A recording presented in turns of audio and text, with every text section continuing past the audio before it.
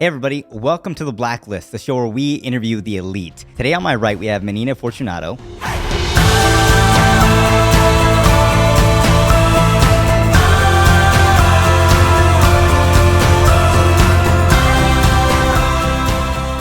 And normally I have my guests introduce themselves, but this one's a little special. So Menina, I appreciate you being on the show. Now, I'm going to do a little intro, and hopefully I don't get it wrong, but you're the founder of Menina Entertainment. Yes. You've been, honestly, you're pretty much like a celebrity at this point because you've done work with like Britney Spears, Beyonce, Carrie Underwood. You've been on America's Got Talent, Star Trek. Like, you've done it all pretty much. So it's a pretty cool feeling to have a celebrity right next to me.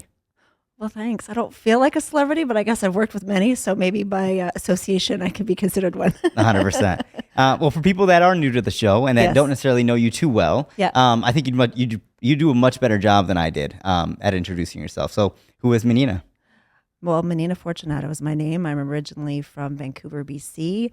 I'm currently, I would say, a dance mentor. I wear many hats, but prior to mentoring dancers through my online mentorship program called The Business of Dance, I was a professional dancer, as you've already touched on a little bit, working with many celebrities, working on the TV show Dance Moms as the guest judge, also working on the production side, working on the X Factor on the creative team, also working on the production side as associate consulting producer on America's Got Talent, working with MC Hammer, Paul Abdul, ZZ Top, Carmen Electra, Luis Miguel, Rain, Victoria Justice, Jennifer Garner, was on the show Alias. So a lot of amazing credits through my performing life. Then fast forward, I got married and had baby number one, and Nice. that definitely created a bit of a pivot where I slowly transitioned out of the performing life, more into the production life, producing mainly dance events. The Hollywood Summer Tour is my in-person dance event that I've been hosting since 2006. And I call that my first baby. And then 2020 happened. 2020 was a hard year for me and many business owners where I wasn't able to travel, wasn't able to do in-person events, wasn't able to do productions. So then I pivoted to the online coaching space.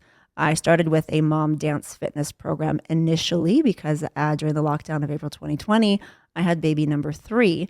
So I was stuck at home with 3 kids, a husband and 2 dogs, and I wanted to get back in shape, and dance was my passion. So I figured there must be other moms that are trying to get back in shape and they're stuck at home as well. Yeah. So that was what was my transition into the online coaching space. Now I did have some success in that arena. However, I came up with this idea of and I will give my husband credit. He was the one that encouraged this, to start the business of dance because I've been mentoring dancers all these years, very informally, not through like a coaching program, but just one-on-one. And I decided to actually package it and create an online coaching mentorship program. So now I service dancers from all over the world. I've got kids as young as 5, all the way to adult, all across different countries. And now I get to help dancers create their dream dance careers. And even with my students now, I had 12 mentees that just did the Super Bowl with Usher here in Las Vegas. I heard, yeah. We had another 18 do New York Fashion Week. One dancer was a part of a new Guinness World Record a couple months ago. Wow. She was also appeared on ABC. We've got a dancer that danced with Shania Twain. We've got another dancer that has been working with Anola Bedard, who's a huge dance influencer for the past year. Many of them are signing with top agencies. A lot of them are even getting into the media as well. So I'm in this maternal stage of my life where I'm now giving back to the next generation. And here we are today. Well, I love the fact that you're talking about your maternal stage because I do see you as like a superwoman. Thank you. Because this is not the only thing that you do. Like you have many hats. Yes. And I don't know too many people that would have that many hats and be able to accomplish it all. Like I was talking to you last week and you were like, you barely got any sleep. Yes. You know? And to me, that's insane. Like I need my beauty sleep or else I can't function, you know? I hear you. Yeah. So it's like, how do you, I mean, I bet it's hard some days, but Yeah. I mean, it's like, I can just sense the passion and the joy kind of like, you know, coming from you. So, I mean, how does it work for you? Like, how are you able to juggle all that? Well, I think when you do what you love, doesn't matter how much or how little sleep or how much stress you're under, you you enjoy what you do. For example, just yesterday I was on ABC Morning Blend, and I stayed up till 1 o'clock in the morning. I woke up at 6. I was on 5 hours sleep yesterday. And then right after that, I went and did another podcast with Andrew Cartwright, and that was a 3-hour podcast. I was exhausted last night, and I actually went to bed at 10 o'clock. For me, that's like record time. Yeah. And anyways, so I did get my beauty rest this last night. I went to bed around 10 and I woke up around 9. So I got like 11 hours. So when I have to push through like that yesterday, I guess you could say there's a bit of a high, a bit of a natural, the positive endorphins really kick in. So, the show must go on. And I think coming from an entertainment background, doesn't matter what kind of day you're having, doesn't matter how little sleep you have, it doesn't matter what's going on in your personal life, the show must go on. Yeah. You have to perform. So I think having that work ethic from a very young age, I mean, even when I was a kid competing as a competitive dancer, it didn't matter how little sleep or how stressed I was. The show they're announcing you on stage, you got to go, and the lights come on, you step on stage and you're like, I'm here. Yep. and you put on your happy face and you do your thing, and then afterwards, if you're done, you collapse, go to sleep, take a nap, have a meal, whatever you got to do. And I think in my everyday life, it's definitely a roller coaster ride. Some days are hectic, some days not so much. But I also get to create my own schedule as well. So yes, I'm busy, yes, I do a lot of things, but I also choose to because I love it. Like being busy. I do. I feel restless if I don't have. I mean, a day of laziness is okay, but like I don't watch much TV. Like the whole Netflix and chill thing. I'm like, what's that? Everybody's talking about, have you seen Game of Thrones? I'm like, never seen an episode. I'm like, you'll see me on the computer. I will spend hours on the computer and I will get in a zone. But like watching TV just for fun, like I feel like that's a waste of my time. And I know I need to unwind, but I have different ways to unwind too. Like I will give myself occasionally a spa day where I will disconnect and I will, have a massage or go to the acupuncture or the chiropractor and do some self-care, or even take a dance class or some yoga stretching. And I do take that me time to recharge my batteries because I am human. I'm not like a machine.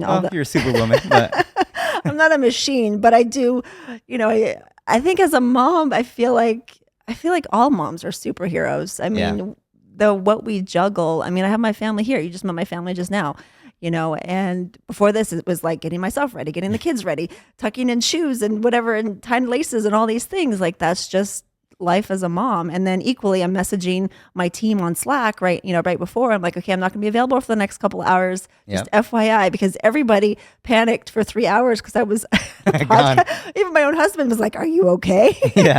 And the whole, like, all my team, everybody, my family was like, are you alive? And I'm like, yes, I'm fine. Like, so I have a lot of people that depend on me, whether it's my clients or my team or my family. So I have a lot of people that I answer to. So I'm like constantly like on my phone, communicating with people. I mean, even with your team, I'm always communicating on a daily basis. So, I do what I have to do to get it done. And before, like when you were competing, did you have something like the business of dance, like where it is now? Like, I'm assuming it was a lot different back then. Very different. Well, we didn't have social media back then, so you weren't able to create a personal brand. Now kids are actually building social media followings at a really young age, and they're being discovered and being seen. We didn't have that opportunity. But when I was young, you had to actually go to LA or New York or Las Vegas or any of these big cities to actually get in the rooms to train with the big choreographers or to actually get into a casting room. There was no virtual castings like today.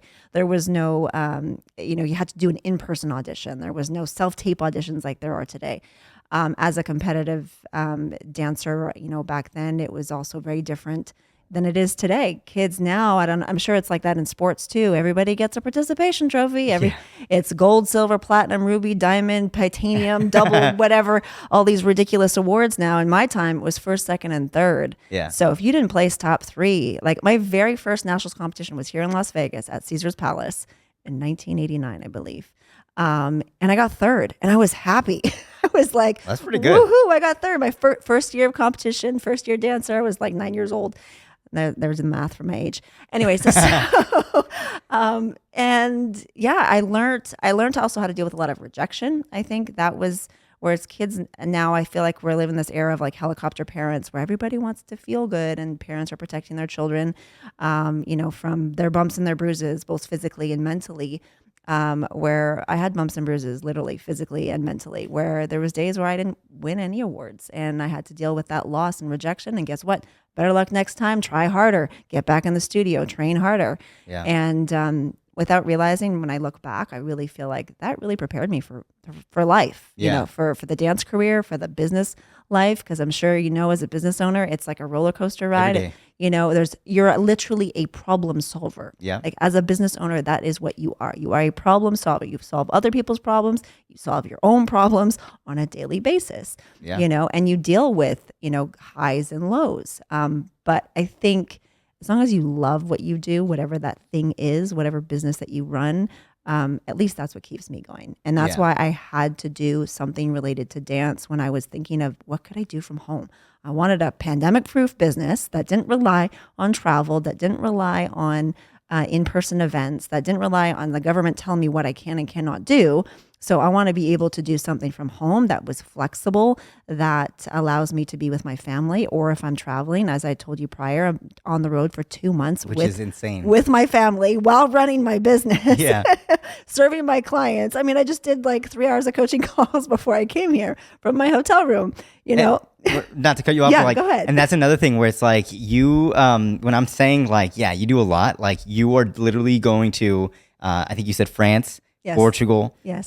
You're going to like a ton of places while still doing this stuff. It's like, that's a lot, you're like packing a bunch of things. Like normally people would go to vacation, like for vacation, Right. and have nothing else, but like you're packing it all in.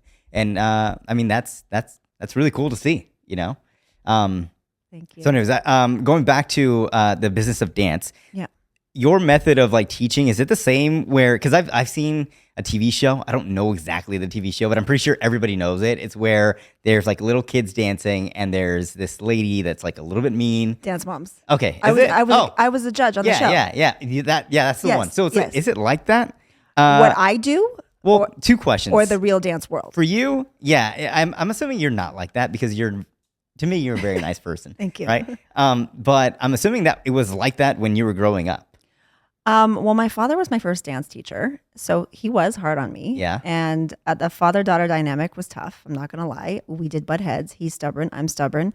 And I challenged him all the time. I started teaching at his studio when I was 12. So Wow.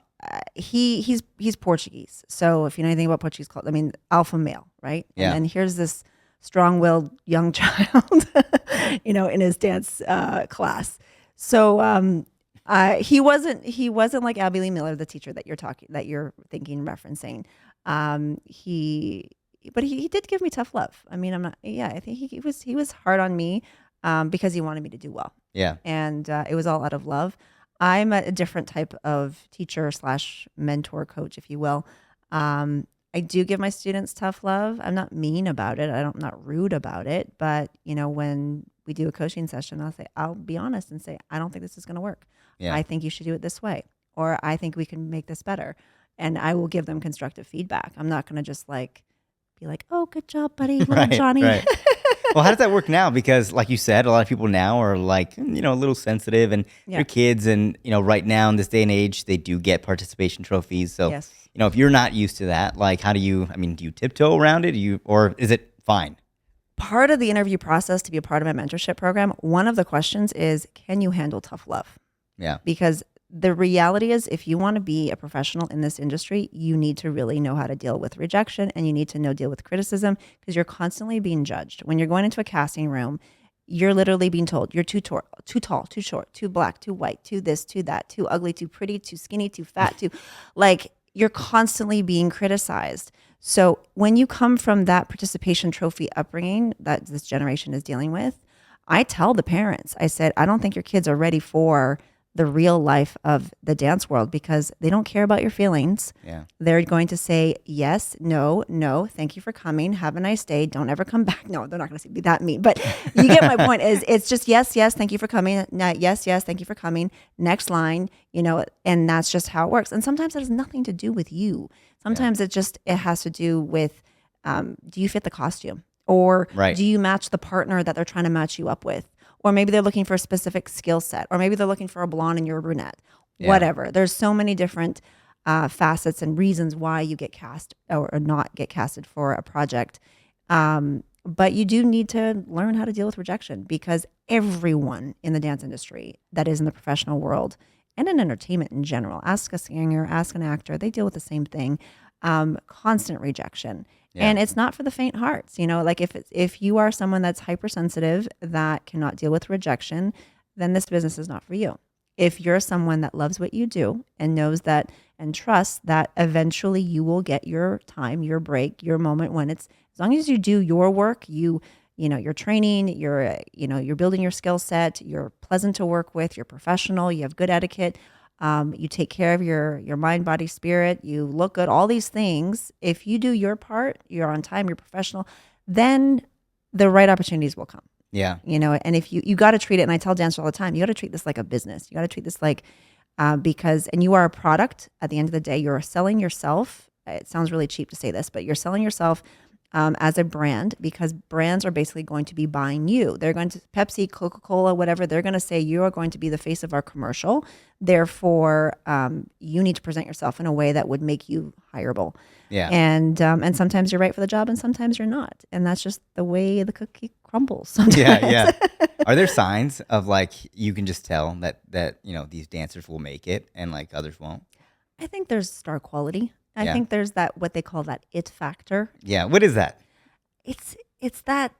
Is it charisma? Like what is it? Yeah, it's that secret sauce. It's that charisma. It's like that person that walks into the room and they just light up, and you can just tell they just bring and radiate so much joy. And that's what I felt when I see you. Thank you. Right? Like you could just tell based off of the energy. So I'm assuming that's what you can tell too. It's an energetic thing, for sure. It's definitely an energetic thing. And then, of course, if you're talented, beautiful, kind, professional, and you have that full package, who would not want to work with you? Right. It's just as long as you fit the role that they're criteria. The criteria, that's all. Yeah. Okay. And then the others that don't make it, it's because even if they have the skills, like is it because of their attitude then? Because of the way they kind of attack these opportunities, or? Yes and no. I like to say that what you know will only get you so far. Who you know and who knows you is really, I think, that is the big missing link with a lot of dancers, because most dancers, there's a dime a dozen talented dancers. And the reason why some make it has nothing to do with their talent, and actually may not even do with their work ethic either. It's just they don't know the right people. They don't have the right connections. They don't know anybody. Maybe they don't have the roadmap. They don't even know what it takes, because dance studios, they teach dancing, like the skill, the art of dance. If you go to university, same thing. They'll teach you the skill and the art of dance. They don't actually teach you how to create a career. Yeah. There's a lot of BFA dance majors that come out and they're like, okay, now what? What do we do next? How do I act? What's the next steps? How do I present myself? How do I brand myself? Who are the agents? How do I submit to them? Where are the casting sites? Where do I submit to that? How do I do this? Who's the who's who? Who's choreographing my dream job? They have no idea. Yeah. So that's why I created the business of dance, is to feed that gap. So I don't actually teach dance within my program. I already take high-level dancers that train a gajillion hours a week at their home studios. Yeah. I'm not trying to compete with that. I'm just trying to take someone that already has the skill set and help them package and present themselves in a most professional manner, teach them the skills and the tools that they need, headshots, resumes, demo reels, websites, social media marketing. And then we add some life skills, mindset, nutrition, taxes, finances, college prep. And then I also integrate special guest speakers every week. So we bring in agents and casting directors and choreographers so that they can learn from them, hear their stories, and most importantly, make those valuable connections that they're missing. I like that. And I think that's what a lot of people are missing. Like there's a bunch of people that are just creatives, right? But they don't understand like the business of it or how to get ahead. And most people think if I'm just good enough, right, people will find me. No. Or if I'm just for example, videography. Like if I create great work, people will notice. But it just doesn't work like that. Like business is completely different than your zone of genius. And I think that's what you help with. Is like you help people take their zone of genius, yes, create a business out of it. So that way they can become successful because absolutely they put in the time. Now it's just, all right, how do you utilize that most effectively so that way you can grow? Because I was in that space a long time. Like years ago, I was just good at this, but I didn't know how to do business. So because of that, I didn't know how to get clients. I didn't know how to keep clients. I didn't know how to do my taxes. Like there were so many things that, business owners just fail to do and they don't know how to do until, you find somebody like you, like a mentor, a coach. And Absolutely. it just helps you cut the learning curve by so much. 100%. I mean, it could be the difference of making it or breaking it Yeah. because so many artists have artistic minds, which is great and beautiful, but don't have a sense of business. So they do everything just for the pure love of it. And they just think they're just going to get discovered. Well, how noisy is the internet? So how noisy. noisy is social media? You really think that you're just, I mean, yeah, sure. Maybe there are some people that are in the right place at the right time and just by fluke, they, get that big opportunity. But most of the time you have to be proactive. You have to take those actionable steps. But what are those actionable steps? How do you execute those actionable steps? You talk about the artist, the painter, the singer, the dancer, the actor. You can be good at your craft. That is, part of the battle. You do need to be good. Right. But at least. Yeah. But I mean, any product or service, like you could have the best, like let's talk about like major brands like Kellogg's cornflakes. I mean, is that really the best product on the planet? No, but they're a multi-million-dollar company. No offense. I'm sorry if the CEO is watching this, but it's not really a good product. Yeah. But why are they so successful? Because of packaging, branding, selling. They know a business.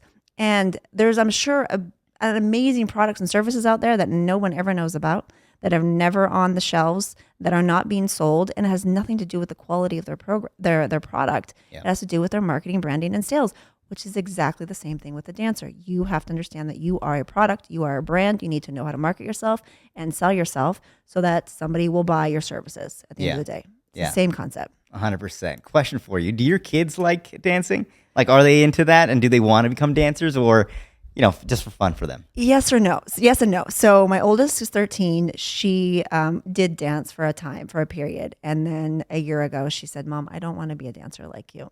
And she found her love, which is volleyball. Yep. Which is actually why I'm here. I was at USA Nationals for her team last week. So that's her gift. So we're supporting that. My 9-year-old, she is in dance and gymnastics, and she Nice. loves both right now. So we'll see where that goes. Now, my 4-year-old, he likes to break dance.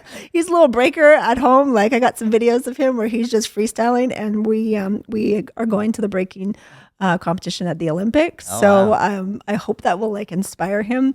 But he's 4, so I'm not going to have high hopes for anything Right. yet. Right. But my husband was a dancer back in the day. He used to work with Michael Jackson and Janet Jackson and Mariah wow. Carey and Will Smith. And so he and I both come from the dancing world. He doesn't do that anymore, but so there's definitely a lot of dance in our family. I mean, I can go real back. My father was my first dance teacher. My mother taught my father how to dance. They met in Club Med. She was a choreographer at Club Med. She needed a dance partner. He was working at Club Med. She thought he was cute. So one thing led to another. They became dance partners, got married, and then she imported him into Canada. Wow. And then I was baby number 1. So this is in your blood, basically. Yeah, I guess you can say it started from my mother, who taught my father, who taught me. Yeah. And even my sister, she's almost 9 years younger than I. So I actually used to teach her. My father did as well. She started with dance and then got into rhythmic gymnastics and then circus arts. And she's been on tour with Cirque du Soleil for the last 7 years. She was on Corteo, and then she just recently started a new contract with Cusa. And her husband, who she met on the last tour, they now have a baby, so they're traveling. So this whole traveling, performing dancer family, there's a pattern here. Yep. Yep. Is that how you met your husband? Through work? We met on the dance floor at a bar mitzvah. Oh, wow. Nice. Nice. He was the DJ that night, and I was hired as the dancer, but give out party favors. Yeah. And getting people to the dance floor. I literally, it was a fluke. I wasn't even supposed to be there that night. My friend, this was 22 years ago. My friend was like, "What are you doing tonight?" I'm like, nothing. He's like, "Do you want to work at a bar mitzvah?" I was like, "What's that?" It's like, I don't know. These rich Jewish kids, they have these big birthday parties and they hire dancers. I'm like, to do what? Oh, you just get people to dance on the dance floor. Want to make a few $100s for the night? And I'm like, yeah, sure, why not?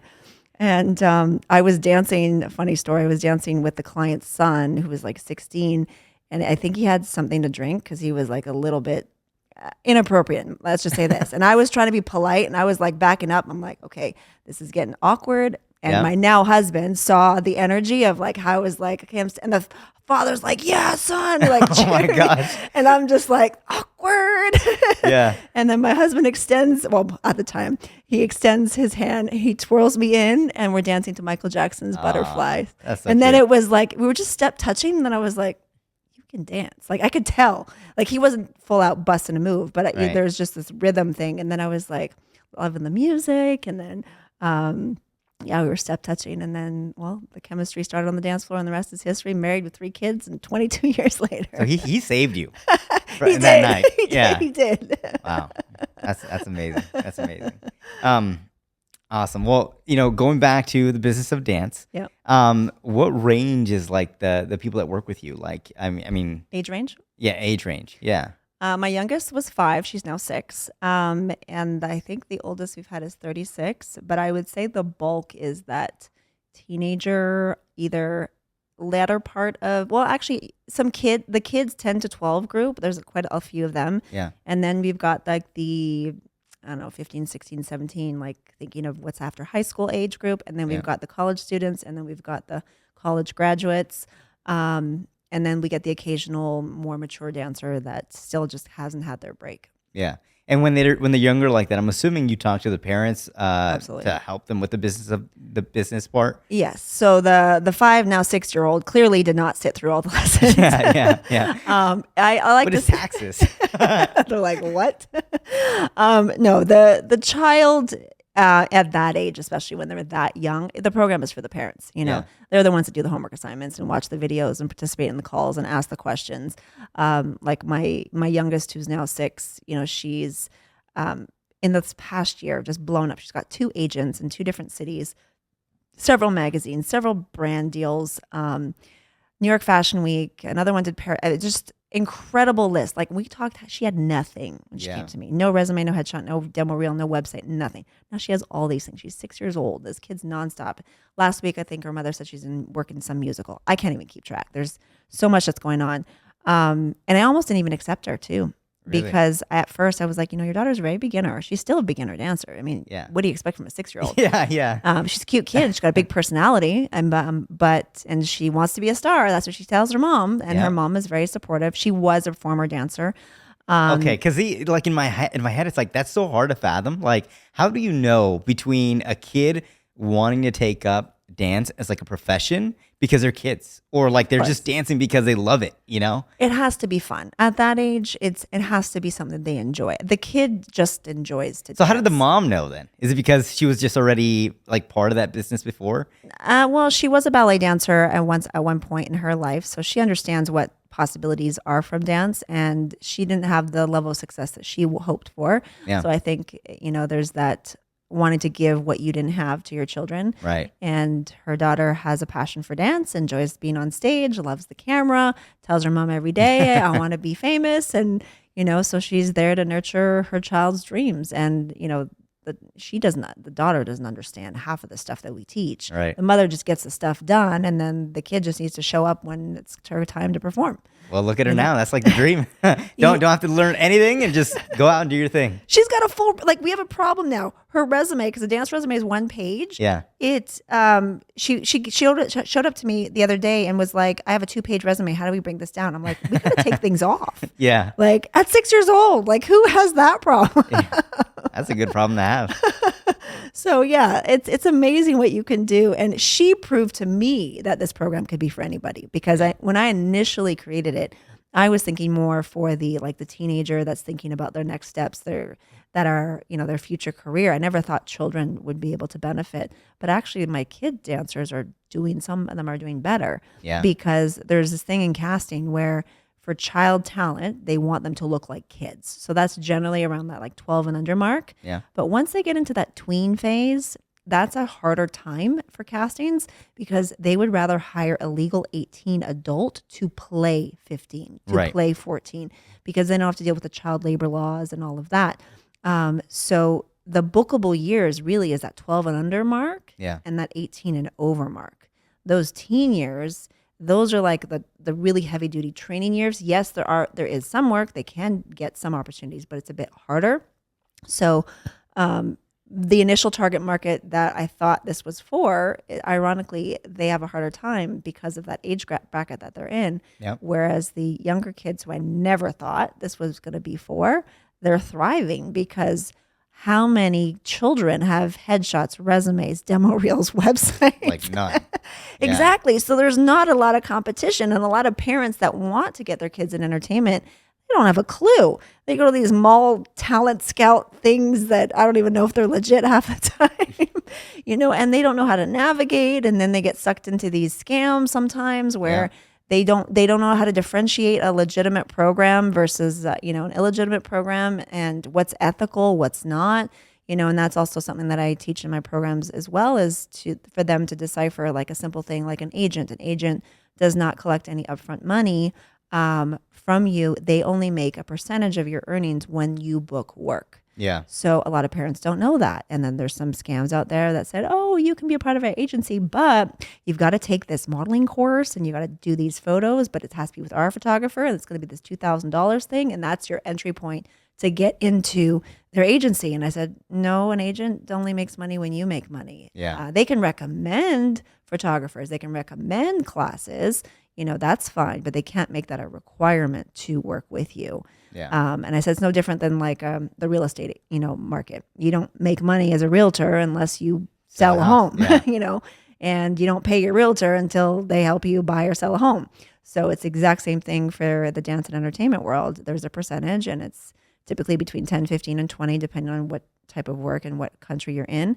And they get a cut of the work that they bring you. Yeah. Now, you might not know this, but I'm going to ask you anyways. Like, are the not casting directors, are the agents different for dance related stuff versus like actor related stuff?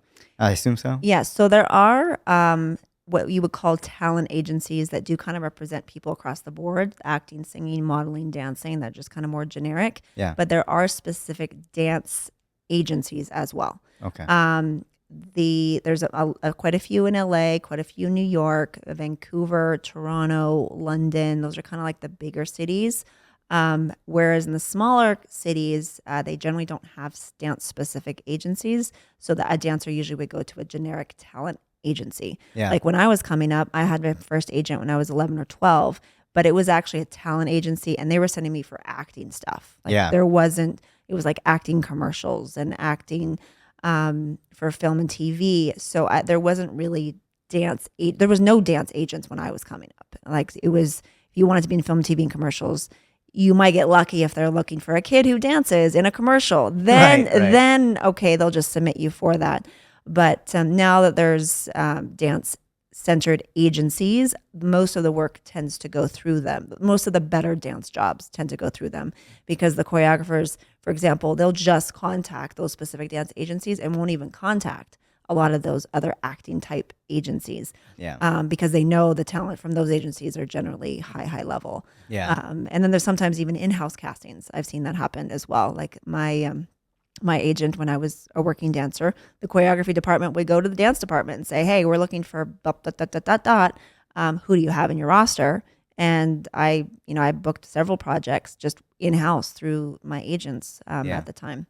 Okay, so with the agents, I'm assuming because they only take a commission off of what they sell, basically. Yeah. Then they have to be very picky about like who they take on, don't they?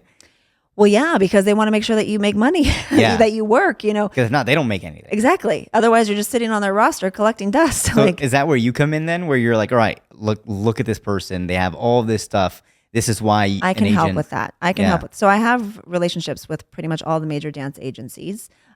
So usually I don't recommend a dancer until they have all their ducks in a row. Yeah. So I'm not going to put my name on them until I know that they're ready. So they have their headshots, they have resumes, demo reels, websites, all their socials are looking good. And they have all that, everything looks nice and polished, and they are also ready and willing to start auditioning, because that can get really busy, and some families are not ready for that yet. So then once they get to that stage, then I will personally refer them sometimes to certain agencies and say, based on what I know from this dancer, I think you guys would be a great fit. I highly recommend them. And then I even tell the dancer, who do they know? They may know other dancers or choreographers that are with the agency. can you get a referral as well? So it's not just me Yeah. vouching for you, but somebody else that they respect. And many of my clients have gotten signed that way. They're like, okay, we hear you loud and clear, because I got an email from this choreographer and then an email from me, and then they submitted, and then it was like they're getting hit from every angle. They're like, okay, this person must be good, that everybody's putting their stamp of approval on. Well, that's the way to do it, like, people, and even, in my business, it's like the same thing. Yeah. It's like relationship based. So if I introduce somebody, it's like, all right, they've gotten to that point where it's like, the introduction is warranted, because you don't want to just send everybody and then all of a sudden, like, you lose credibility with who you sent, Of course. Yeah. So I totally understand that part. So I'm assuming, like, when you do audition, you said it gets busy. Does that mean like they're constantly like auditioning at home virtually and they're sending things out, or they're in person auditioning for stuff? It can be both. In my time, I had to physically go to castings. Yeah. And I bet that was so rough. Very rough. When you, well, first of all, LA trafficked. I mean, my audition years were when I lived in LA for 16 years, and traffic is unpredictable. You live in your car. Yeah, I bet. And you have your headshots. Like, now there's more digital, but in the past you had to have all your hard copy headshot and resumes in your car. I'd have all my dance shoes. I'd have different type of outfits. And literally sometimes I'd get a call and then they're like, can you be in Santa Monica at 5:00 today for a commercial casting? And I'm in North Hollywood. Yeah. And I got to get ready, get all glammed up, jump in my car. I'm like, what am I going for? And just show up, and be there. Or sometimes you get 2 auditions in one day, and one's on one side of town, the other one's on the other side of town, and the one is running late, and then you're late for the next one, and you feel really bad, and you're stressed out, and or you get an audition and you have no idea how long you're going to be there. I've been to some of those cattle call auditions where you're there all day. Yeah. And it's hard to plan your days because you don't know when you're going to be done. You don't know when you can take another appointment. You don't know when you can run a simple errand, or maybe you have another job to get to. Who knows?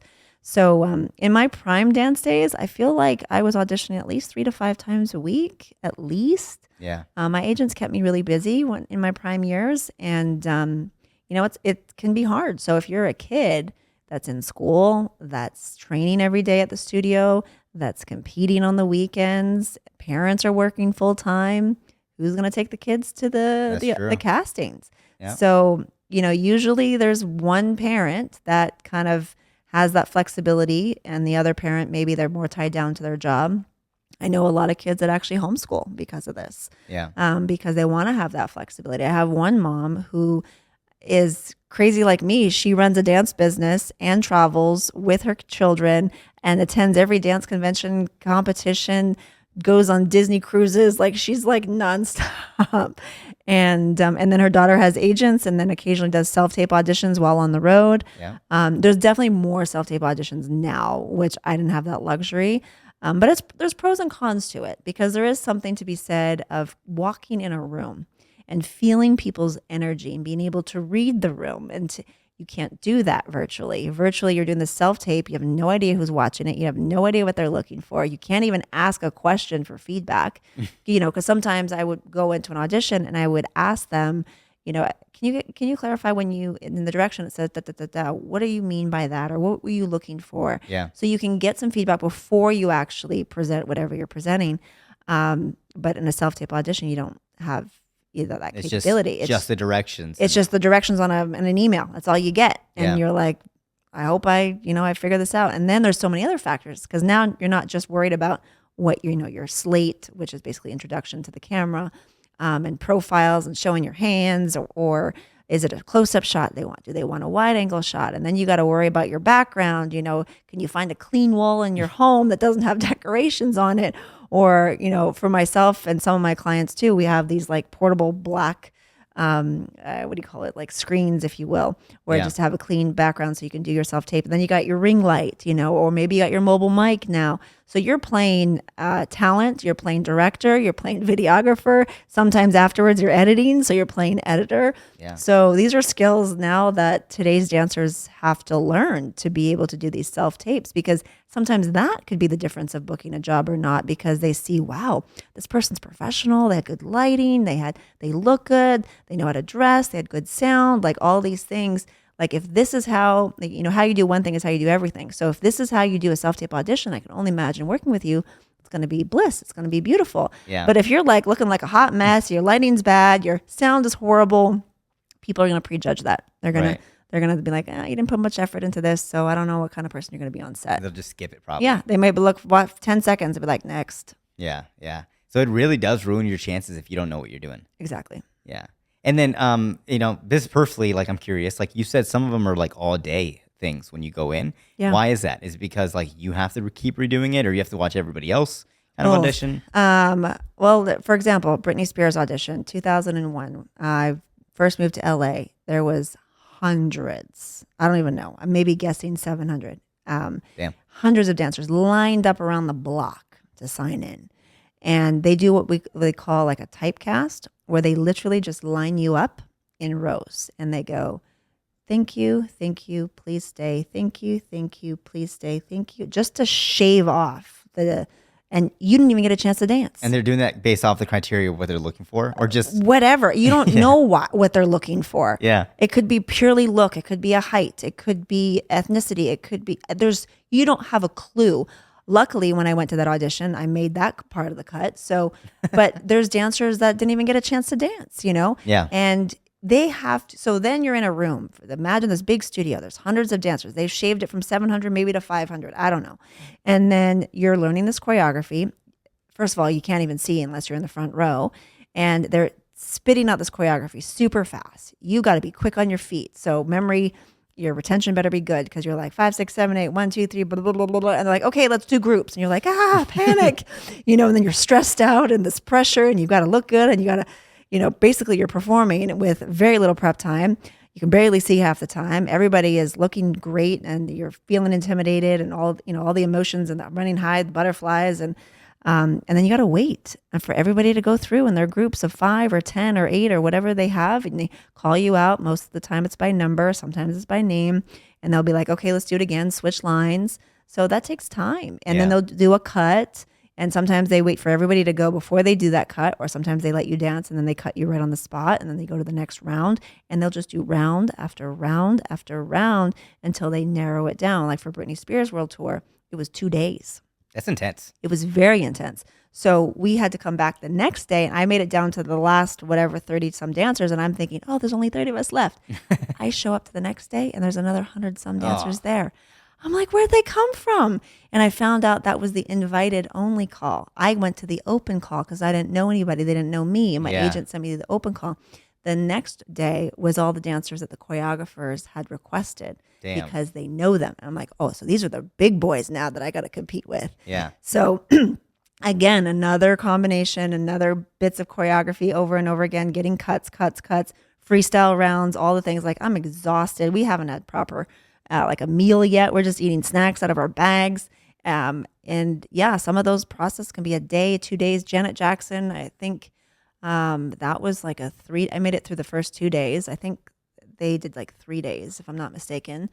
So these big open calls for big tours, I will say that they're not having as many of those type of auditions now because of 2020. Casting really realized very quickly that they don't have to do these big open calls anymore. Yeah. They could actually do self-tapes and they can eliminate a lot of the dead weight and only invite the ones that they want to see in person so they can have smaller calls. I haven't heard of as many of these big open calls that I experienced.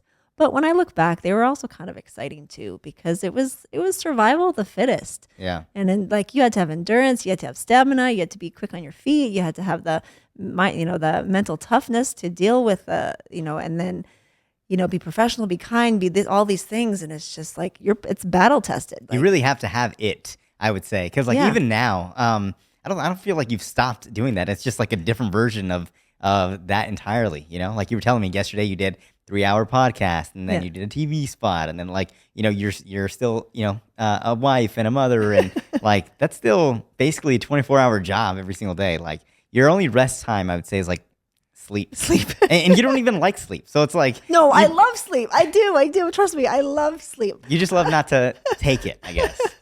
I guess if I have to get something done and there's a deadline or whatever, I'll get it done, and then I can collapse afterwards. I like that about you though, because I don't think that's too heavily talked about nowadays. I think, and I'm saying that like I've been around for a long time, but I do think that has kind of gone, away. And I think people are like, well, I can always get it done tomorrow, or I can always do it, in a few days or something like that. But I feel like people have lost that edge.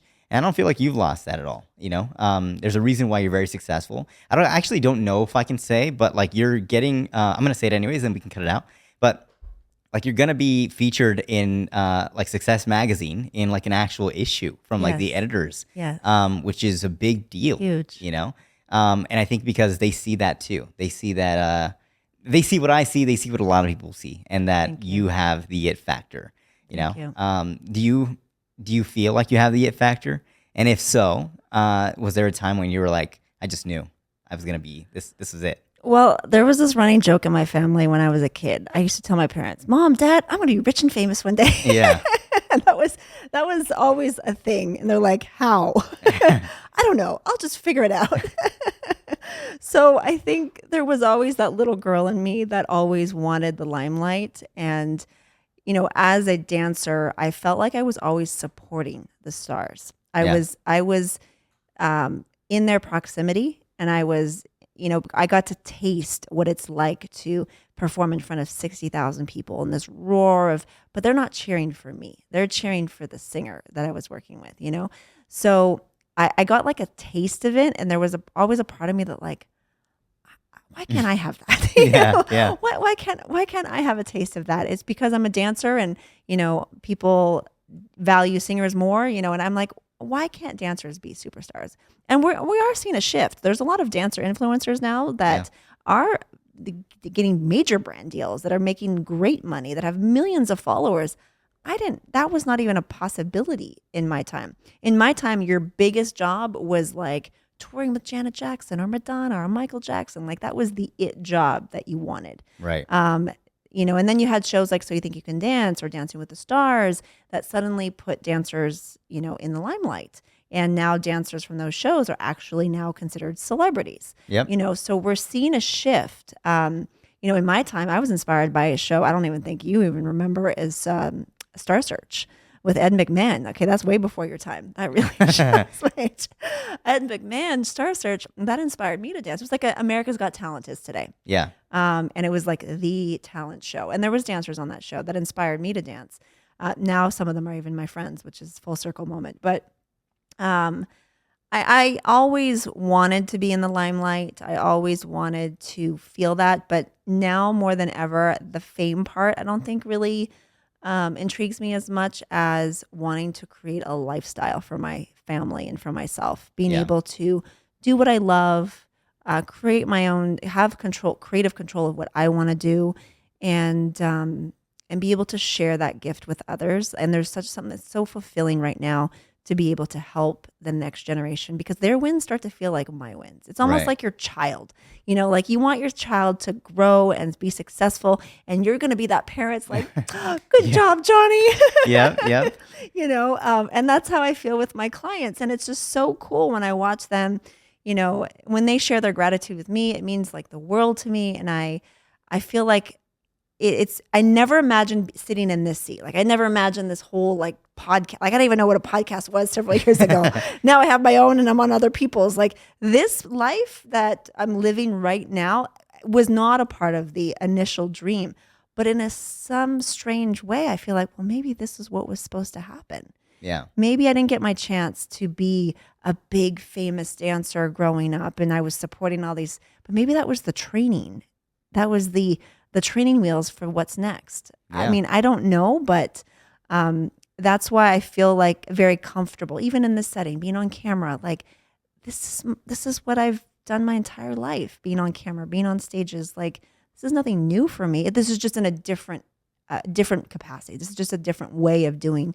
It's still performing at the end of the day. Right. It's just now I get to talk, which I have. It's a blessing and a curse because I can talk, and as a dancer, you're communicating with your body, so nobody ever hears you speak. But now that I get this platform to speak, I'm like, let's go. Yeah. Well, you're a natural. I've had other people on the show, and they just get nervous. There's like a lot of lights. There's a lot of people watching you. There's like, I don't know how many. There's like 10 cameras like right here. And you just, kind of get nervous, but like you flow into it really well, And I actually have a newfound respect for dancers. Recently actually, so it's not that great. But yesterday I went to go see the Jabberwockies. Oh, fun. And it's the first time I've ever seen, just like A dance dancers, show. yeah, dance show in person. And number one, they're out there for like an hour, like just, nonstop. And number two, being able to have the skill to dance like different genres is crazy to me. Like they did everything from like hip hop to like EDM to like, futuristic stuff to like back in the day, like 1950s or whatever. They danced all the different genres, and that's impressive, because there's just I don't know, like you just don't notice it until you see it in person or you see it and you're like, oh wow, like that's hard work. It's not just like this fun, good feeling type of stuff that you're doing. It's There's like a lot of talent, it's actual skill. work. Yeah. No, dancers are superhuman. They have the physical, the mental capacity to do superhuman things, and the charisma and the stage presence. And dancers are often undervalued and underappreciated in the entertainment world and underpaid. That's been a struggle. The dance community has always fought very hard to be respected and to be compensated properly because they're undervalued. They're looked upon as just the background, and not realizing that dancers are what make shows entertaining. Yeah. I mean, when I go to a concert, I'm looking at the dancers. I went to Missy Elliott and Sierra and Busta Rhymes and Timberland's concert the other night, and my eye went straight to the dancers. One of my friends was one of the lead dancers in Missy's show, also choreographer, and my eyes were on him. Like they have the physical ability that none of those singers and rappers can do, and even some of those singers, they try to dance. I mean, like someone's like Sierra, she can get down, but there are some singers that they try to dance, they just don't have it. But I think dancers are underappreciated sometimes, but I'm glad that you now appreciate the skill, the talent, the effort. I mean, there's so much blood, sweat, and tears that go into dancers. They get blisters, ballerinas. Oh my gosh, I've never did point, but ballet dancers, they beat up their feet, to do what they do. Like they're super athletes and artists at the same time. I agree. I think even like during the Super Bowl, a lot of times when people say, oh, the halftime show was great, is normally because the presentation, the performance was amazing. Right. And sometimes when it falls down, it's because the presentation sucked. So it's like I can, but I guess I just didn't see it until like yesterday. Like that's exactly. You got to feel a live performance. Yeah, and I mean, they capture emotions from people. Yes. The same way you do when you watch a movie. Yes. So and that's powerful. Yes. Really powerful. Yes. Yeah. Well, makes me happy to hear that. No problem. So. What's next for Menina, and where can people find you? Wow, what is next? Well, right now I'm on this like media tour, it seems like, where I have TV shows and podcasts and magazines. And so there's a lot in the pipeline, which I'm so grateful for. And you have played a huge part in that. Mentoring dancers through the business of dance. It just constantly evolves and grows, and there's always new wins every week with my clients. So I don't know what the next big win is going to be for them.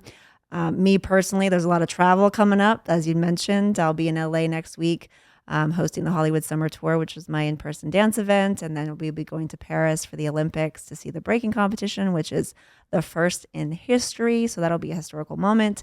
And then I'll have some family time in Portugal with my grandparents and my other relatives. And I'm hoping to get a little vacation out of it, but I know I'm going to be working from my hotel room again. And then when I come back, it's back to school for my kids, and then back to my, my old routine of being a wife and a mom and working from home, and then events and all kinds of things. So it's nonstop. And, but I couldn't ask for anything else. That's amazing. And where can people find you? Oh, yes. meninafortunato.com is my personal website. bizofdance.com is my online mentorship program. But all my handles are Menina Fortunato. And there is no other Menina Fortunato. So just Google me. You'll find me. I will say I'm most active on Instagram if you actually want to send me a DM. So yes, I'm the only Menina Fortunato out there. So it's pretty easy to find me. Perfect. Well, thank you so much for being on the show. Thank you so much.